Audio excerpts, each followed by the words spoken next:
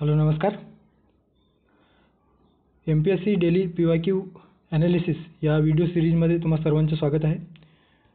आपण आपल्या टेलिग्राम चॅनलवर जी काही PYQ बॅच डेली स्वरूपात म्हणजे डेली क्विज स्वरूपात सुरू केलेलं आहे. आपण एकंदरीतच पर डे पर विषय यानुरूप किंवा यानुसार किमान 10 प्रश्न रोज बघतो आहोत आणि तेही आयोगाचे PYQs विचारलेले बघतो आहोत आणि एकंदरीतच त्या जे प्रश्न आहेत त्यांचं आपण सविस्तर विश्लेषण आपण या ठिकाणी करतो आहोत. ओके, सो एकंदरीतच या ठिकाणी आपण डे 30 मधले जे काही अर्थशास्त्र या विषयानुरूप किंवा विषयांतर्गत जे प्रश्न विचारलेले होते ते सविस्तर या ठिकाणी बघणार आहोत. ओके, एकंदरीतच ही अर्थशास्त्राची 6वी सिरीज ओके 6वी सिरीज असणार आहे आणि या अंतर्गत जे प्रश्न आयोगाने आपल्याला विचारले होते जे आपण टेलिग्रामवर पोस्ट केलेले ते आपण बघणार आहोत. ओके, सो पहिला जो प्रश्न आहे तो पहिला प्रश्न STI मेन्समध्ये आपल्याला विचारण्यात आलेला होता. अतिशय लॉजिक बेस आणि आपल्या अंडरस्टँडिंगचा भाग यावरून जी काही 1991ची जी आर्थिक सुधारणा आहे किंवा आर्थिक सुधारणा धोरण आहे त्यानुसार हे प्रश्न आपल्याला विचारण्याचे दिसून येतो. ओके, सो खाजगीकरणाच्या संकल्पनेत खालील बाबींचा समावेश होतो. कुठल्या बाबींचा समावेश होतो? सो खाजगीकरण म्हणजे काय तर समजा एखादी गव्हर्नमेंट फर्म किंवा गव्हर्नमेंट कंपनी आहे. ओके, आणि यातील काही भाग जे प्रायव्हेट फर्मकडे हस्तांतरित करत असेल किंवा प्रायव्हेट इंडस्ट्रीकडे हस्तांतरित करत असेल सो त्याला काय म्हणतात तर खाजगीकरण म्हणतात. म्हणजे गव्हर्नमेंट फर्मचे एकंदरीत जी मालकी आहे ते प्रायव्हेट फर्मकडे किंवा प्रायव्हेट इंडस्ट्रीकडे किंवा प्रायव्हेट उद्योजकांकडे हस्तांतर करणे. ओके, साध्या आणि सोप्या भाषेत याला आपण खाजगीकरण म्हणतो. ओके, सो या ठिकाणी काय पर्याय दिलेले आहेत? सार्वजनिक उद्योगांची मालकी खाजगी उद्योगांकडे हस्तांतरण करणे बरोबर आहे. खाजगीकरणाची संकल्पना बसणार आहे. नंतर सार्वजनिक आणि खाजगी संमिश्र भागीदारी असतो. ओके, आता काही जे उद्योग आहेत त्याच्यामध्ये गव्हर्नमेंटचा 49% समभाग असतो. मात्र जे काही 51% जो समभाग असतो तर ते प्रायव्हेट कंपनी किंवा प्रायव्हेट फर्मचा आपल्याला दिसून येतो. ओके, सो ते काही फर्म आहेत ते दोन्ही म्हणजे ज्याला आपण पब्लिक प्रायव्हेट पार्टनरशिप PPP अशा पद्धतीने संबोधत असतो. सो त्याचा देखील या खाजगीकरणाच्या संकल्पनेत आपण समावेश करू शकतो. हे देखील बरोबर आहे. ओके, नंतर आहे स्टेटमेंट काय दिलेलं आहे की सार्वजनिक उद्योगातील मालमत्तेची विक्री. आताच आपण बघितलं की सार्वजनिक उद्योगाची जी काही इंडस्ट्री आहे गव्हर्नमेंट अंतर्गत येणारे सार्वजनिक पब्लिक जे आपण एंटरप्राइजेस ज्याला आपण इंग्लिशमध्ये म्हणत असतो. सो हे जे काही एंटरप्राइजेस आहेत ते आपण खाजगी उद्योजकांकडे किंवा त्या विक्री त्या उद्योगाची विक्री खाजगी व्यक्तींकडे करणे यालाच आपण खाजगीकरण म्हणतो. ओके, सो देखील स्टेटमेंट या ठिकाणी योग्य असणार आहे. त्यानंतर आहे खाजगी व्यवस्थापनाकडे हक्क हस्तांतरित करणे. सो जे चारही स्टेटमेंट आहेत या ठिकाणी B, K आणि D हे सर्व योग्य किंवा सर्व बरोबर आहेत. ओके, त्यामुळे पर्याय क्रमांक 4 या ठिकाणी योग्य पर्याय असणार आहे. आता खाजगीकरणासंदर्भात आपल्याला खाजगीकरणाची जी एकंदरीत संकल्पना आहे ते आपण थोडक्यामध्ये सांगू शकतो. ओके, सो त्याचे फायदे आणि तोटे काय असा कदाचित येणाऱ्या काळामध्ये आयोग प्रश्न विचारू शकतो. सो त्या संदर्भाने या ठिकाणी ॲडिशनल इन्फॉर्मेशन दिलेले आहे. फायदे दिलेले आहेत आणि तोटे देखील दिलेले आहेत. ओके, सो सर्वात मोठा फायदा काय तर जेव्हा गव्हर्नमेंटची एकंदरीतच वित्तीय धोरण जे असते आणि त्यावेळेस जे राजकोषीय धोरण व्यवस्थित नसेल आणि गव्हर्नमेंटला तुटीची जी काही आपल्या याच्यामध्ये म्हणजे अर्थव्यवस्थेत जेव्हा मंदी चालू असेल आणि अशा वेळेस गव्हर्नमेंटला जे काही तुटीची अर्थभरणा करून जास्त अतिरिक्त पैसा ओतायचा असतो तर ते पैसा उभा करण्याचे काम या खाजगीकरणाच्या माध्यमातून गव्हर्नमेंट करीत असतो. ओके, थोडक्यात ते फायदे आपण म्हणू शकतो. ओके, सोबतच जे काही तोटे आहेत तर तोटे म्हणजे काय तर जे खाजगीकरणामुळे नोकरदार वर्ग आहे त्या जे आधी पब्लिक एंटरप्राइजेसमध्ये जे नोकरी करणारे जे लोक आहेत ते बेरोजगार होण्याची शक्यता असतो. ओके, सरकारची भूमिका व नियंत्रण न राहता जी काही खाजगीकरणाची भूमिका मोठ्या प्रमाणात वाढतो आहे त्यामुळे रोजगार निर्मिती देखील घटतो आहे आणि जे काही खाजगी उद्योजक असतात ते आपल्याप्रमाणे त्याचे मॅनेजमेंट करत असतात. ओके, सो हे तोटे देखील आपल्याला लक्षात येतो. ओके, सो या ठिकाणी तुम्ही सविस्तर नंतर वाचून घेणार आहात फायदे आणि तोटे काय आहेत हे खाजगीकरणाचे. ओके, पुढे जाऊयात. त्यानंतर दुसरा प्रश्न आहे STI मुख्य परीक्षा 2014 मध्ये विचारलेला प्रश्न आहे. जलद औद्योगिक विकासासाठी आवश्यक औद्योगिकीकरण साध्य करण्याकरिता अवजड उद्योगांमध्ये गुंतवणुकीवर भर देण्याविषयी रणनीती म्हणजे काय अशा पद्धतीने जी काही प्रतिमान सुचवलेलं आहे ते कोणत्या व्यक्तीने किंवा त्या प्रतिमानाला काय म्हणतात अशा पद्धतीने प्रश्न विचारण्यात आलेलं होतं. ओके. सो जलद औद्योगिक विकास घडवून आणण्यासाठी आणि आवश्यक औद्योगिकीकरण जे काही उद्दिष्ट आपण ठेवलेले आहेत औद्योगिकीकरणासंदर्भाने, सो ते साध्य करण्याकरिता जे काही अवजड उद्योगांमध्ये गुंतवणुकीवर जेव्हा आपण भर देतो, सो ते कुठल्या प्रतिमानाच्या अंतर्गत येतात अशा पद्धतीने या ठिकाणी प्रश्न विचारलेला आहे. ओके. एकंदरीतच आपण जे काही पंचवार्षिक योजना सुरू केलेलं आहे, ओके, आपण पंचवार्षिक योजनांची जी काही व्हिडिओ आहेत ते देखील आपल्या टेलिग्राम चॅनलवर उपलब्ध केलेलं आहे. जे आपण राज्यसेवा पूर्वपरीक्षेच्या दृष्टीने इकॉनॉमिक संदर्भात जी सिरीज सुरू केलेलं होतं त्या ठिकाणी ते पंचवार्षिक योजनेची सिरीज देखील आपण बघितलेलं आहे. ओके. सो तुम्ही बघितलं नसेल तर नक्की बघा. तुमचं जे काही पंचवार्षिक संदर्भाने जे काही प्रश्न आहेत ते त्या एका व्हिडिओमधून पूर्ण सॉल्व्ह होणार आहे. ओके. 2 पार्टमध्ये आहे, ते तुम्ही सविस्तर बघायचं आहे. सो या ठिकाणी जे काही प्रतिमान आहेत, सो महालनोबिस प्रतिमान हे दुसऱ्या पंचवार्षिक योजनेअंतर्गत या योजनेमध्ये महालनोबिस प्रतिमान लागू करण्यात आलेलं होतं. आता दुसऱ्या पंचवार्षिक योजनेमध्ये काय लागू करण्यात आले, तर भारताला दीर्घकालीन उद्दिष्टे आणि भारताला स्वावलंबी बनवण्यासाठी, म्हणजेच काय, तर जे काही आत्मनिर्भर भारताला बनवण्यासाठी जे आपण बाहेरच्या देशांमध्ये त्यावेळेस वेगवेगळ्या गोष्टींसाठी विशेषतः भांडवली वस्तूंसाठी अवलंबून होतो. सो आता आपण काय ठरवलं की महालनोबिस प्रतिमानाअंतर्गत जे काही भांडवली वस्तू आहेत त्या भांडवली वस्तूंमध्ये गुंतवणूक करणे. आता भांडवली वस्तू म्हणजे कोणत्या वस्तू, तर जे मोठमोठ्या उद्योगांमध्ये ज्या वस्तूंचा भांडवल म्हणून वापर केला जातो, तर तशा वस्तूंमध्ये जर आपण गुंतवणूक केली तर त्या वस्तू निर्माणाला चालना मिळेल. एकंदरीतच हे दीर्घकालीन उद्दिष्ट होते. ओके. आर्थिक जो काही हित होता तो आपण कालावधीसाठी आपल्या देशाचा आर्थिक वृद्धी होणार या दृष्टीने आपण हे महालनोबिस प्रतिमान स्वीकारलेले होते. ओके. सो या अंतर्गत काय दिसून येतं, तर भौतिक गुंतवणूक भांडवली वस्तूत करणे, तीव्र औद्योगिकीकरण, यामुळे काय होईल तर तीव्र औद्योगिकीकरणाला चालना मिळेल आणि दीर्घावधीत मोठी आर्थिक वाढ होण्याची शक्यता होईल. ओके. मात्र याच वेळेस आपण रोजगार वृद्धीसाठी लघु उद्योगाचा विकास देखील ठरवलेलं होतं. ओके. सो दुसऱ्या पंचवार्षिक योजनेमध्ये आपण महालनोबिस प्रतिमानाचा अवलंब केलेला होता. ओके. सो या ठिकाणी तेच दिलेलं आहे की PC महालनोबिस यांनी जे प्रतिमान मांडलेले होते त्यामध्ये काय दिसून येतो, तर गुंतवणूक आणि आर्थिक विकास यांचा निकटचा संबंध असल्याने अर्थव्यवस्थेच्या दीर्घकालीन विकासाचा दर जर जलद गतीने वाढवायचे असेल तर अशा वेळेस भांडवली गुंतवणूक खर्च जास्त केला पाहिजे असं त्यांनी सुचवलेलं होतं. ओके. जितकी जास्त गुंतवणूक तितका जास्त विकासाचा दर. ओके. आणि हे एकंदरीतच दीर्घकालीन विकासाबद्दल बोललं जात आहे. आणि त्यामुळे त्यांनी असं सुचवलेलं होतं की मूलभूत उद्योगांना प्राधान्य देणे गरजेचं आहे आणि या मूलभूत उद्योगांमध्ये भांडवली वस्तूंचा जो काही उत्पादित करणारे जे उद्योग आहेत, विशेषतः अवजड उद्योगामध्ये गुंतवणूक करा अशा पद्धतीने शासनाला त्यावेळेस दुसऱ्या पंचवार्षिक योजनेच्या वेळेस शिफारस केलेली होती. ओके. सो यालाच महालनोबिस प्रतिमान म्हटलं जातो आहे. सो पर्याय क्रमांक 3 योग्य पर्याय असणार आहे. त्यानंतर पुढचा प्रश्न आहे, 1980च्या ग्रामीण रोजगार कार्यक्रमाचे मुख्य उद्दिष्ट काय होते. ओके. सो 1980 मध्ये जी काही ग्रामीण रोजगार कार्यक्रमाचे मुख्य उद्दिष्ट काय होते अशा पद्धतीने या ठिकाणी प्रश्न विचारलेला आहे. MPSC मुख्य परीक्षा 2012 मध्ये अतिशय म्हणजे जुना प्रश्न आहे, तरी पण आपण त्यांच्या संदर्भाने जे बाकीच्या गोष्टी आहेत त्या संदर्भाने जे काही 1980 मध्ये ग्रामीण रोजगार कार्यक्रम काय होता ते आपण समजून घेणार आहोत. ओके. सो याचं जे काही पर्याय दिलेला आहे की ग्रामीण युवकांना स्वयंरोजगारांसाठी बीज भांडवलाचा पुरवठा करणे, ग्रामीण युवकांना स्वयंरोजगारासाठी प्रशिक्षणाच्या सुविधा देणे, ग्रामीण भागातील गरीब लोकांना रोजगाराच्या संधी पुरवणे आणि सुशिक्षित बेरोजगारांना तांत्रिक मदत पुरवणे. अशा पद्धतीने या ठिकाणी प्रश्न विचारण्यात आलेला आहे. ओके. सो जी काही राष्ट्रीय ग्रामीण रोजगार कार्यक्रम आहे, ज्याला आपण नॅशनल रुरल एम्प्लॉयमेंट प्रोग्राम अशा इंग्लिशमध्ये संबोधले जातो.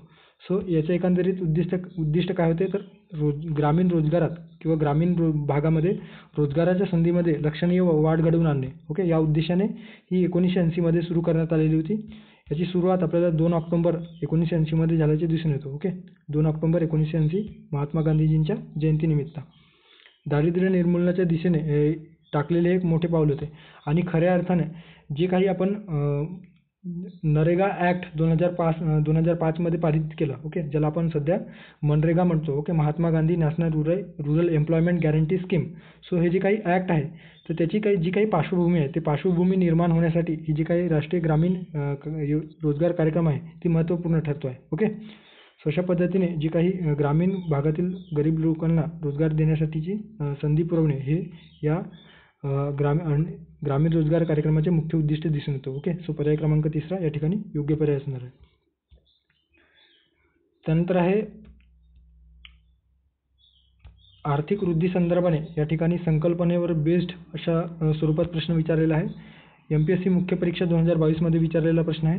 आर्थिक वृद्धीची संकल्पना पुढीलपैकी कोणाची आहे अशा पद्धतीने एकंदरीत या ठिकाणी प्रश्न विचारलेला आहे. ओके, आर्थिक वृद्धी म्हणजे बचत दर आणि लोकसंख्येत होणाऱ्या वाढीमुळे दीर्घकाळात क्रमाने आणि स्थिरपणे होणारा बदल होय, अशा पद्धतीने या ठिकाणी दिलेला आहे. ओके, सो कोणाची व्याख्या आहे?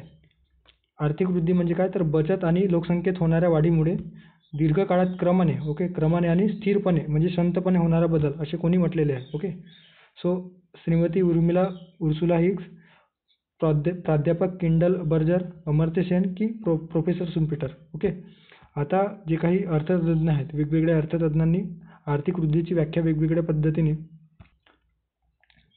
केल्याचे आपल्याला दिसून येतो. ओके, सो यामध्ये किंडल बर्जर यांनी काय केलेलं आहे, तर आर्थिक विकास म्हणजे काय, सो आर्थिक विकासाची ते संकल्पना स्पष्ट करताना म्हटलेलं आहे की अधिक उत्पादन घेणे शक्य होते असा तांत्रिक व संस्थात्मक बदल ज्या अर्थव्यवस्थेमध्ये, ज्या घटनेमध्ये किंवा ज्या घटकामध्ये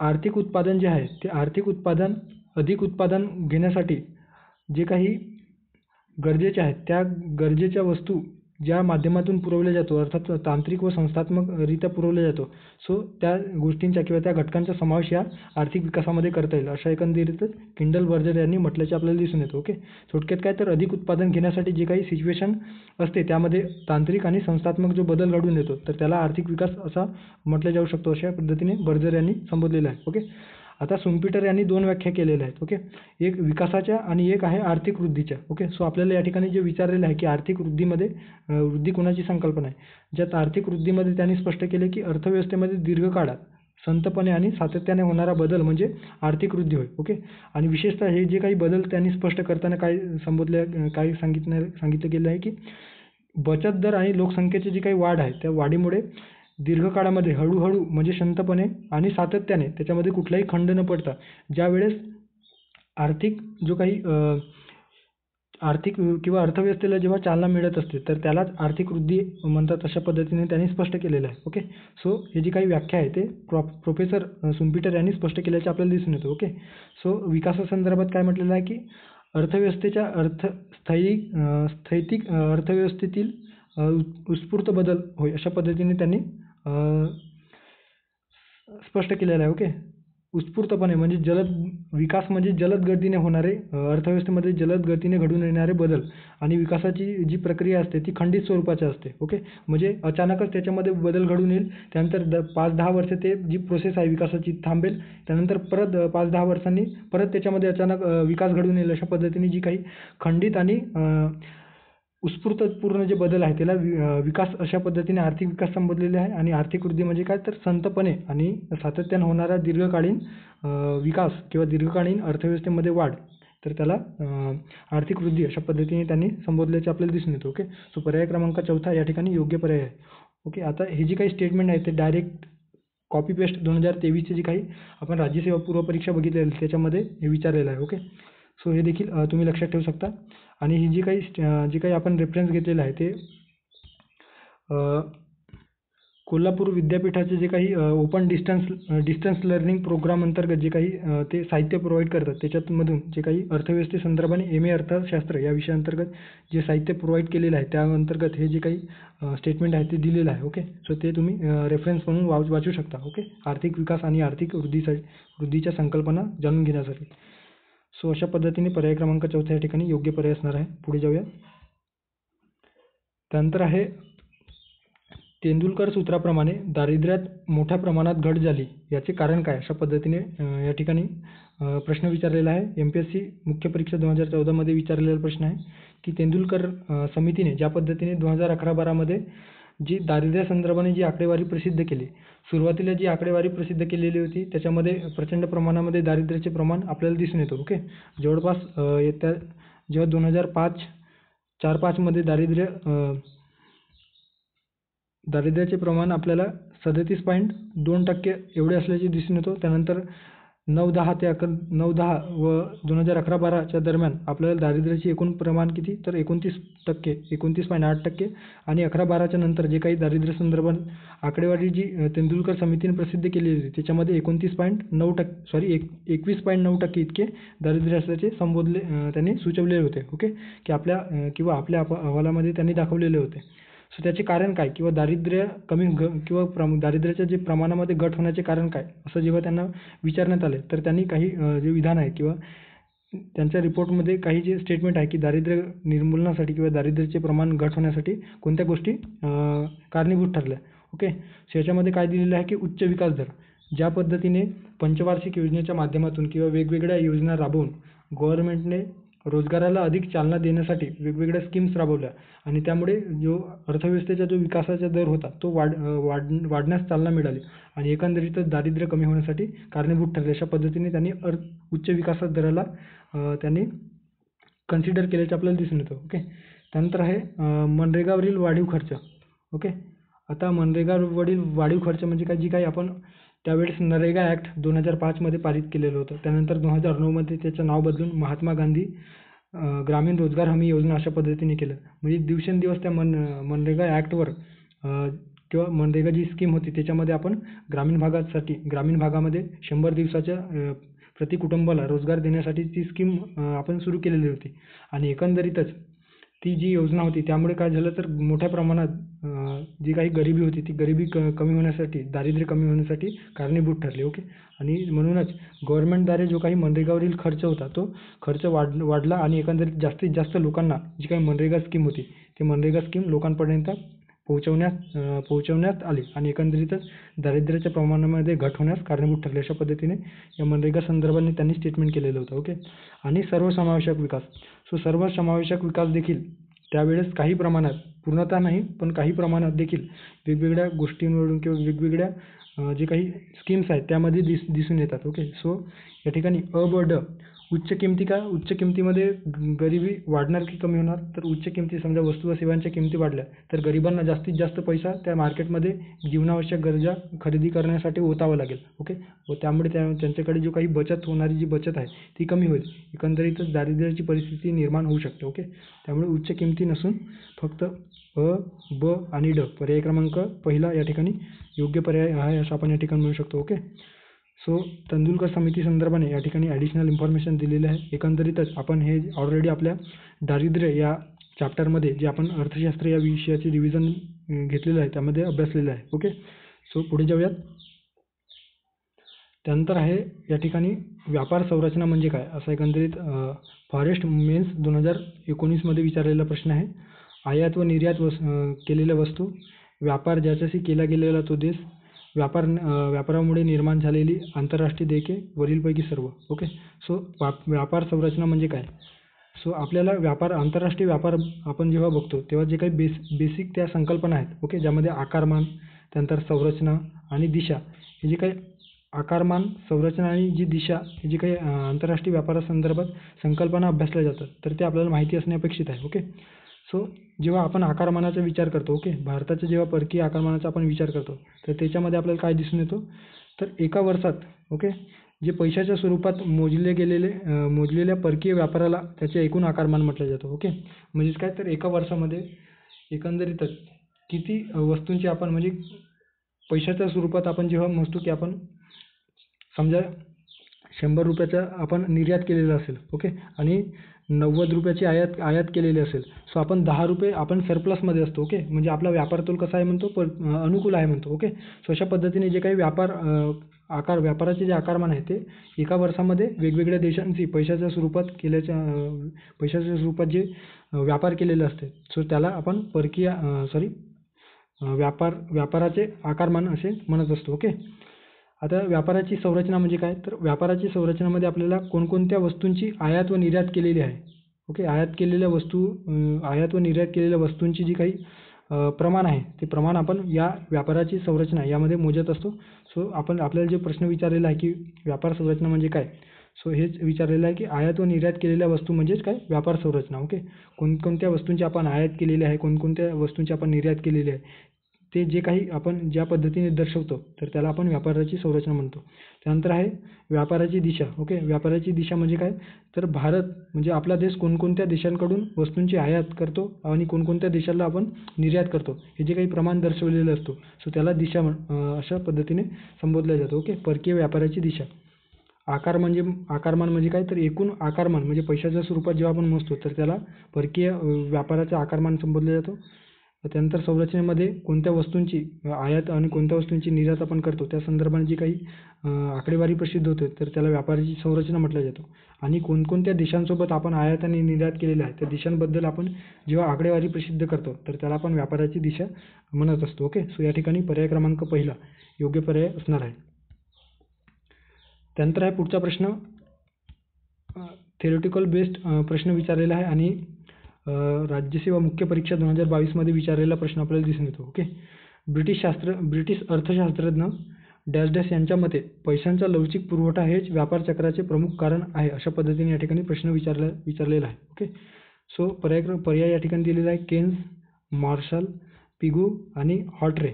ओके, केन्स, मार्शल, पिगू आणि हॉटरे. सो कुठले जे काही अर्थतज्ञ आहेत त्यांनी या पैशाचा लवचिक पुरवठा हे जे काही पैशाचा लवचिक पुरवठा हेच व्यापार चक्राचे प्रमुख कारण आहे ते संबोधलेलं आहे. ओके, सो व्यापार चक्राचं जेव्हा निव्वळ आर्थिक सिद्धांत हे R.G. हॉटरे यांनी प्रसिद्ध केलेलं आहे. ओके, म्हणजे व्यापार चक्र संदर्भाने जे काही सिद्धांत यांनी मांडलेला आहे. ओके, व्यापार चक्राचा निव्वळ आर्थिक सिद्धांत सो हे मांडणारे जे काही अर्थतज्ञ आहेत ते आहे R.G. हॉटरे. ओके, आणि R.G. हॉटरे ज्याला रोसेफ हॉटरे म्हटलं जातो, त्यांचं ॲक्च्युअल नाव रोसेफ हॉटरे आहे. सो या हॉटरेने काय केलेलं आहे की व्यापार चक्राचे वर्णन करताना निव्वळ आर्थिक घटना म्हणून करतात अशा पद्धतीने त्यांनी स्पष्ट केलेलं आहे. आर्थिक क्रियाकलापांचा म्हणजे जे काही आर्थिक देवाणघेवाण होते किंवा अर्थव्यवस्थेमध्ये जी काही अर्थव्यवस्थित क्रियाकलाप दिसून येतात त्यामध्ये जे काही बदल आहेत ते बदल पैशाच्या प्रवाहातील बदलाचे प्रतिबिंब आहेत अशा पद्धतीने त्यांनी स्पष्ट केलेलं आहे. ओके, थोडक्यात काय, तर पैशाची जी काही लवचिकता जी असते सो पैशाचा लवचिक पुरवठा हेच व्यापार चक्राचे प्रमुख कारण आहे अशा पद्धतीने त्यांनी स्पष्ट केल्याचं दिसून येतं. ओके, म्हणजेच काय, तर व्यापार चक्र ही एक आर्थिक घटना आहे कारण सामान्य मागणी ही स्वतःच्या एक आर्थिक घटना आहे अशा पद्धतीने त्यांनी स्पष्ट केलेलं आहे. ओके, जे पैशाच्या प्रवाहात पैशाच्या पुरवठ्यात विस्तार आणि आकुंचन निर्माण करतात आणि हे विशेषतः ज्या अर्थव्यवस्थेमध्ये घडून येतो. ओके, तर त्यालाच या व्यापार चक्राचा आर्थिक किंवा निव्वळ आर्थिक सिद्धांत म्हटला गेलेला आहे. ओके, सो एकंदरीतच हॉटरे यांनी हे जे काही संकल्पना आहे ते स्पष्ट केल्याचे दिसून येतं. ओके, पुढे जाऊयात. त्यानंतर पुढचा प्रश्न आहे चलनवाढी संदर्भाने प्रश्न विचारलेला आहे की खालीलपैकी कोणत्या समूहावर चलनवाढीचा प्रतिकूल परिणाम होतो. ओके, पर्याय दिलेला आहे असंघटित मजूर, असंघटित क्षेत्रातील मजूर, ब आहे ऋणको, त्यानंतर आहे ऋणको म्हणजे कर्ज घेणारा. ओके, त्यानंतर आहे वेतनधारी चलनवाढीनुसार वेतन निर्देशांक असणारे आणि ड पर्याय आहे की निश्चित निवृत्ती वेतन मिळवणारे निवृत्तीधारक. सो चलनवाढी संदर्भाने ज्या काही अनुकूल आणि प्रतिकूल परिणाम होतात. ओके, चलनवाढ म्हणजे काय, तर जेव्हा वस्तू व सेवांच्या किमती मार्केटमध्ये वाढतात तर त्याला आपण चलनवाढ म्हणत असतो. ओके, आणि या चलनवाढीचे परिणाम काय दिसून येतात, तर दोन प्रकारचे परिणाम दिसून येतात. सकारात्मक परिणाम ज्याला अनुकूल परिणाम म्हटला जातो आणि नकारात्मक परिणाम ओके ज्याला प्रतिकूल परिणाम म्हटलं जातं. सकारात्मक परिणामामध्ये उत्पादक, गुंतवणूकदार, ऋणको आणि शेतकरी वर्ग यांना जे काही स्वतःचे शेतकरी असणारे जे शेतकरी वर्ग आहेत त्यांना फायदा होतो. ओके, आता या चलनवाढी संदर्भाने देखील आपण यूट्यूबवर सविस्तर डिस्कशन केलेलं आहे. ओके, तुम्ही प्लेलिस्टमध्ये जाऊन चेकआउट करा, तुम्हाला ते लक्षात येईल. ओके, जी काही आपण अर्थशास्त्र रिव्हिजन सिरीज राज्यसेवा पूर्वपरीक्षेच्या दृष्टीने सुरू केलेलं आहे त्याच्यामध्ये सविस्तर डिस्कस केलेलं आहे. ओके, त्यामुळे फक्त या ठिकाणी थोडक्यात बघणार आहोत आपण उत्पादक, गुंतवणूकदार आणि ऋणको तसेच शेतकरी वर्ग यांना म्हणजे अनुकूल परिणाम आपल्याला दिसून येतो या चलनवाढीचे. तर धनको म्हणजे जे काही कर्ज देणारे कर्ज पुरवठादार आहेत, त्यानंतर पगारी कर्मचारी ओके निश्चित पगार असणारे कर्मचारी वर्ग, असंघटित कामगार वर्ग ओके आणि निश्चित बचत करणारे जे काही निवृत्ती वेतनधारक आहेत. ओके, सो यांना नकारात्मक परिणाम फेस करावा लागतो. ओके, म्हणजेच काय प्रतिकूल परिणाम. सो या ठिकाणी आपल्याला चलनवाढीचा प्रतिकूल परिणाम विचारलेला आहे. सो असंघटित क्षेत्रातील जे काही मजूर आहेत त्यांना परिणाम किंवा प्रतिकूल जे काही प्रभाव आहे ते फेस करावा लागतो.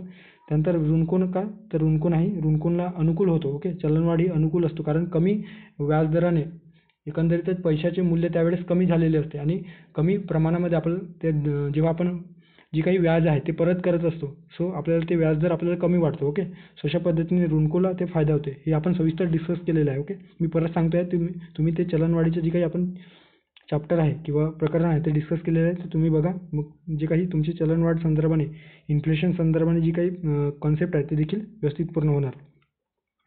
त्यानंतर क स्टेटमेंट आहे की वेतनधारी चलनवाढीनुसार वेतन निर्देशांक असणार आहे. ओके, म्हणजे या ठिकाणी हे जी काही स्टेटमेंट आहे त्याच्यामध्ये वेतनधारी चलनवाढीनुसार वेतन निर्देशांक असणारे अशा पद्धतीने दिलेलं आहे, हे देखील चुकीचं आहे. वेतनधारी म्हणजे काय, तर जे काही गुंतवणूकदार आहेत तर विशिष्ट व्याजदराने ते गुंतवणूक करत असतात एखाद्या फर्ममध्ये. ओके, सो जे काही गुंतवणूकदार आहेत त्यांना जसजसे त्या एखाद्या फर्ममध्ये किंवा शेअर्समध्ये ते गुंतवणूक करतात, तर जसजसे शेअरची किमती वाढत जातात तसतसं त्यांच्या जो काही गुंतवणूकदाराचा जो काही डिव्हिडंड आहे तो देखील वाढत जातो. ओके, सो यालाच या ठिकाणी वेतनधारी चलनवाढीनुसार वेतन निर्देशांक म्हटलं गेलेलं आहे. ओके, सो याचा देखील अनुकूल परिणाम दिसून येतो. ओके, आपल्याला प्रतिकूल विचारलेलं आहे. आणि निश्चित निवृत्ती वेतन मिळवणारे निवृत्तीधारक, सो यांना प्रतिकूल परिणाम फेस करावा लागतो. ओके, सो असंघटित क्षेत्रातील मजूर आणि निश्चित निवृत्त वेतन मिळवणारे निवृत्तीधारक. ओके, सो पर्याय क्रमांक चौथा अ आणि ड योग्य पर्याय असणार आहे. त्यानंतरचा प्रश्न आहे तुटीच्या संकल्पना ज्या आपण अभ्यासतो त्या संदर्भाने या ठिकाणी प्रश्न दिलेला आहे. आणि जे काही 2023-24ची या ठिकाणी जे बजेट मांडलं गेलेलं आहे लेटेस्टमध्ये ते देखील या ठिकाणी जे ट्रेड डेफिसिट संदर्भाने या ठिकाणी आपण दिलेलं आहे. ओके, सो ते देखील आपण थोडक्यात डिस्कस करूयात. आता राजकोषीय तूट बरोबर महसुली प्राप्ती डॅश डॅश वजा एकूण खर्च अशा पद्धतीने STI मेन्स 2017मध्ये विचारलेला प्रश्न आहे. ओके, पर्याय दिलेला आहे भांडवली प्राप्ती, महसुली प्राप्ती, अंदाजपत्रकीय तूट, सरकारने बाजारातून उभारलेले कर्ज.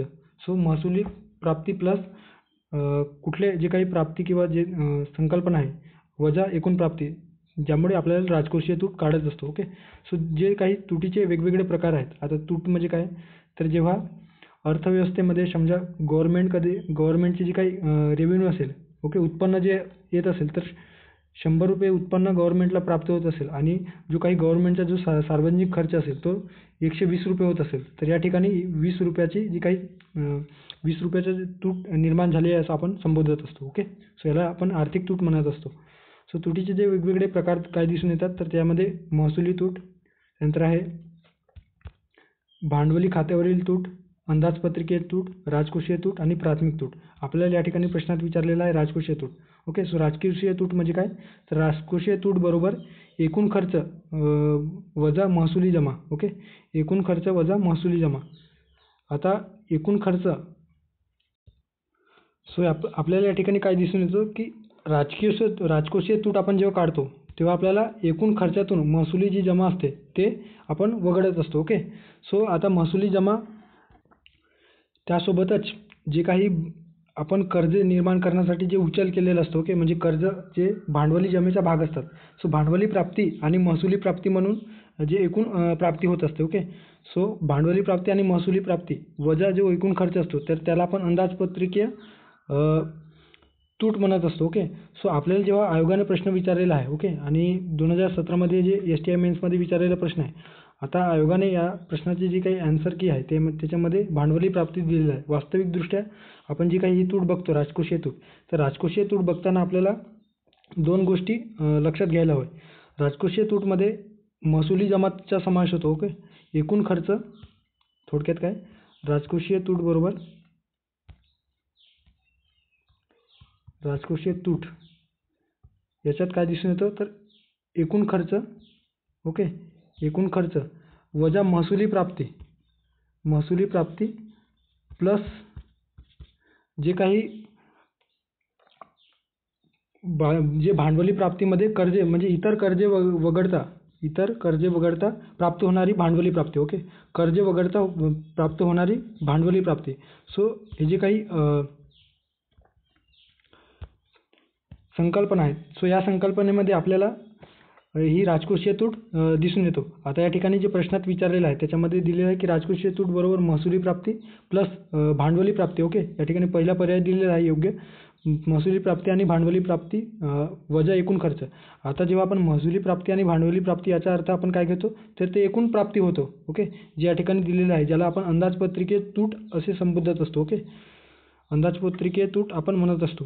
सो यामध्ये महसुली खर्च आणि भांडवली खर्च असे एकूण खर्च होतात. महसुली उत्पन्न आणि भांडवली उत्पन्न म्हणजे एकूण प्राप्ती किंवा एकूण उत्पन्न होतो. ओके, सो या ठिकाणी योग्य पर्याय जे असणार आहे सो कर्जेत्तर जे जमा असतात महसुली प्राप्ती प्लस कर्जेत्तर जमा वजा एकूण खर्च, सो ते राजकोषीय जी तूट आहे ती निर्माण झाली असते. ओके, सो या ठिकाणी तुम्ही करेक्शन करून घ्या किंवा हे लक्षात ठेवा. आता आयोगाने पहिली आन्सर की दिलेलं आहे त्यामुळे हेच या ठिकाणी मार्क केलेलं आहे. ओके, या आन्सरला हायलाईट केलेलं आहे. वास्तविक हा जो प्रश्न आहे तो कॅन्सल करायला पाहिजे होता, कारण या ठिकाणी कर्जेत्तर भांडवली जमा अशा पद्धतीने दिलेलं नाही. आपण भांडवली प्राप्ती जेव्हा विचारात घेतो तर त्याच्यामध्ये बाहेरून जे आपण कर्ज घेतलेलं असतं ते देखील आपण त्या भांडवली प्राप्तीमध्ये समावेश करत असतो.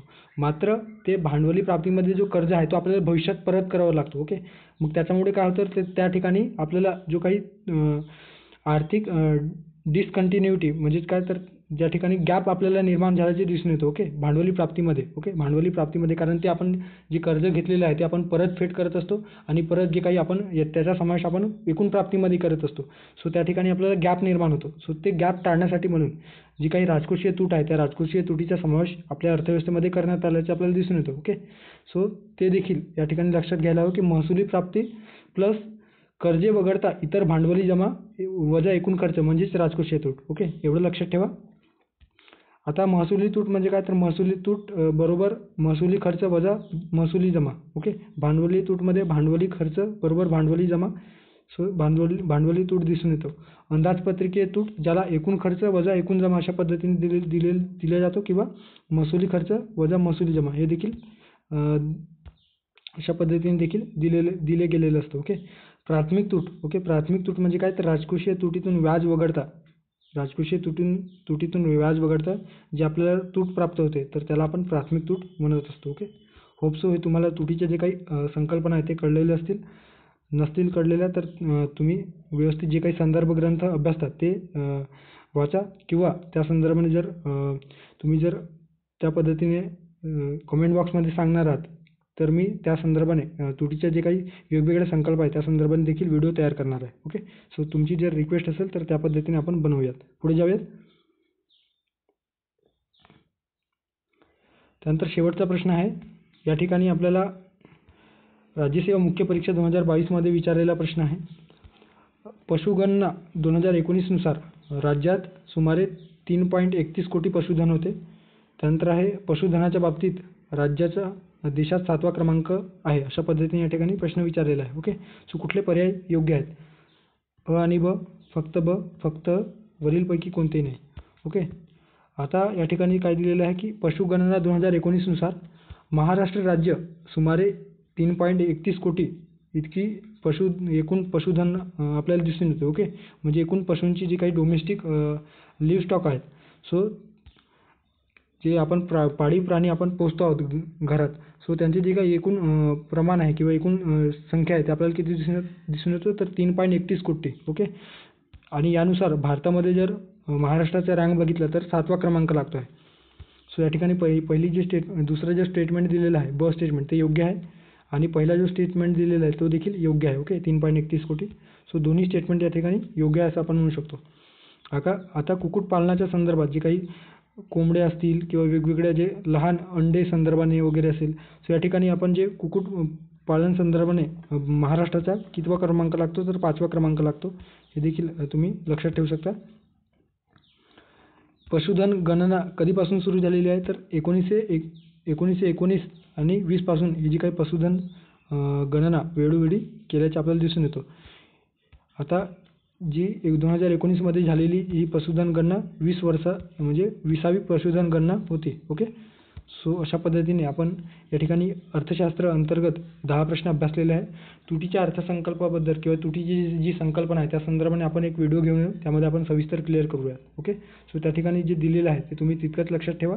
महसुली जेव्हा आपण राजकोषीय तूट काढत असतो, सो राजकोषीय तुटीमध्ये महसुली प्राप्ती प्लस कर्जेतर भांडवली प्राप्ती म्हणजे कर्ज वगळता इतर भांडवली प्राप्ती वजा एकूण खर्च. ओके. म्हणजे एकूण खर्चातून हे जे काही महसुली प्राप्ती आणि कर्ज वगळता भांडवली प्राप्ती जे असतं ते वजा केल्याच्या नंतर आपल्याला राजकोषीय तूट लक्षात येत असतो. ओके. सो या ठिकाणी आपण जी काही क्विज बॅच लॉन्च केलेली आहे त्या बॅच संदर्भाने ही माहिती ॲडिशनल माहिती दिलेली आहे. तुम्हाला जॉईन करायची असेल तर या ठिकाणी टेलिग्रामला व्हिजिट करा. तुम्हाला त्या संदर्भाने सविस्तर माहिती त्या ठिकाणी मिळणार आहे. ओके. जॉईन करा किंवा करायचं नसेल तर नको करा. म्हणजे ऑलरेडी आपण यूट्यूबच्या माध्यमातून प्रश्न देतोच आहोत. तरी पण आपला जो काही प्रश्न सॉल्व्ह करण्याची जी काही टेक्निक्स आहे किंवा आपण कशा पद्धतीने ॲक्च्युअल एक्झाममध्ये आपल्या कुठे चुकता आहोत ते जर लक्षात घ्यायचे असेल तर नक्कीच फायदेशीर आहे असं मी म्हणेन, कारण आपण क्विज फॉर्ममध्ये देतो आहोत. ओके. सो थांबूया त्या ठिकाणी. भेटूया एका नवीन व्हिडिओमध्ये पुढच्या भागात. थँक्यू. धन्यवाद.